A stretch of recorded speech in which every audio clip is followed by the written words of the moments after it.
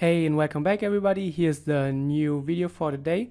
And today we talk about Bollinger Bands, how I use Bollinger Bands to analyze trend structure, fading momentum, and also how to find reversal trades that lead into great new trend trades. First of all, I use the 2.5 standard deviation Bollinger Bands. So if you click on the settings and then you go to inputs, here you see it's 2.5 standard deviations, whereas the standard is 2.0, but I find that 2.5 works better for the purposes how I use it, and it makes the signals more meaningful on the Bollinger Bands. So the first thing I always look for when I use the Bollinger Bands is that it's helping me to analyze trend structure. And keep in mind the Bollinger Bands here, the outer bands that you see around price, they measure volatility and also momentum. So they always adjust based on the current price action.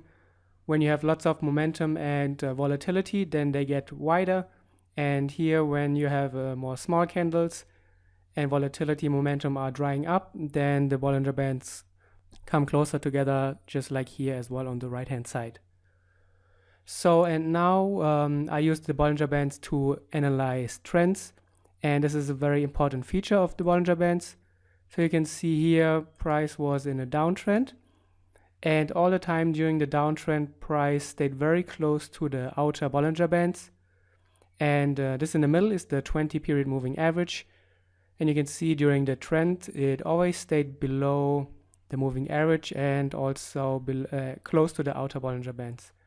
This is a very common feature during trends. You can see it all over again here as well. It never really leaves the outer Bollinger Bands, and it signals a very good trend with lots of momentum in the right direction here as well.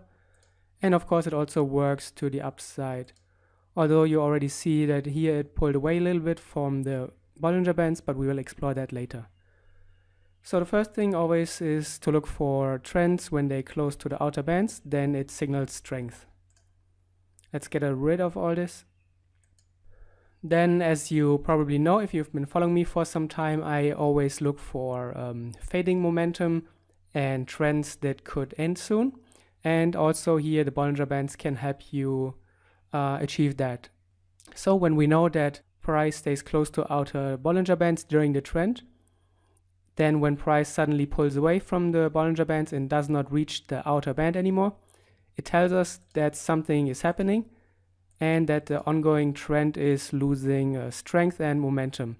So here, for example, we were in the downtrend, but then suddenly price started consolidating sideways.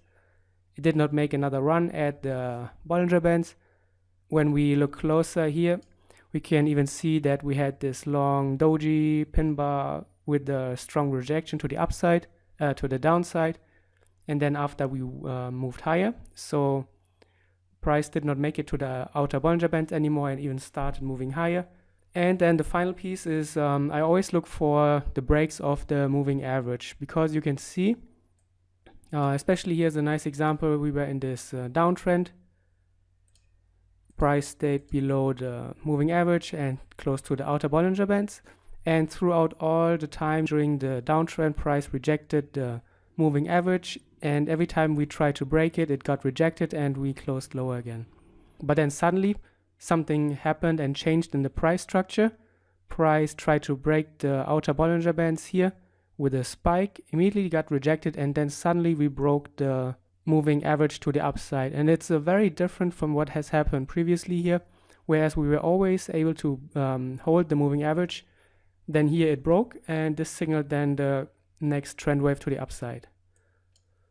And this is a very common behavior at the end of trends here as well. First we started pulling away from the outer Bollinger Bands. We made a few runs and then finally broke the level here, the moving average. But already you can see that here we did not break it as strong. We were just consolidating and moving sideways into the moving average, and then only moved a little bit higher. It's very different from what has happened here, where we very violently broke the moving average and then started a new trend. So here as well is a very nice example. First we were in the downtrend, then price failed to reach the outer Bollinger Bands here on the lows. Then here even you can get the price action signal. This is a bullish outside bar, which is completely engulfing the previous red bar. And then here on the upside, we were breaking the moving average very strongly.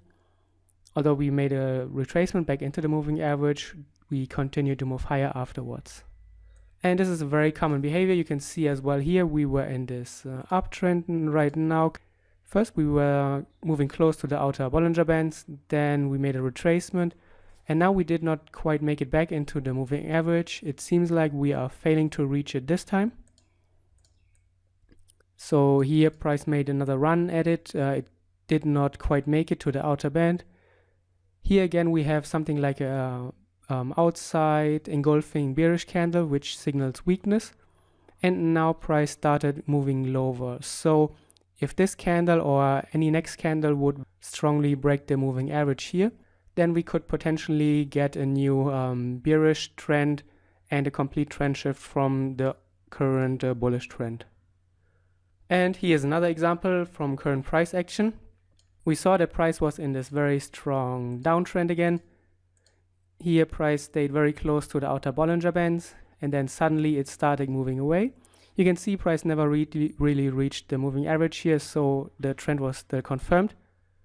Here price pulled away further from the moving average. It did try to run and break it, but we got rejected.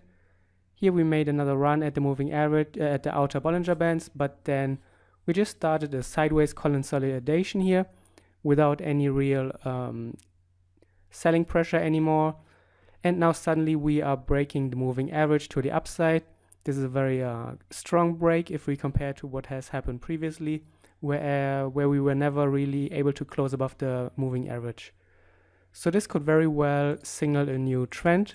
And this is basically how you can use the Bollinger Bands to analyze the trend strength, to find fading momentum or to find confirmation in your trend, and then also to time your trades and your reversal trades that could then potentially give you entries into the opposite direction and be very early in your new trend following trades.